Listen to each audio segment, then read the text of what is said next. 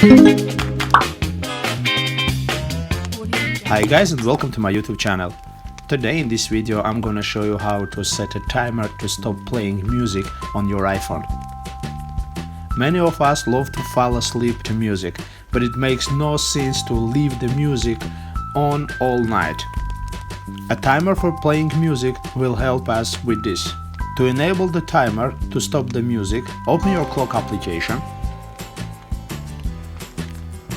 open timer, and select, scroll down and select stop playing.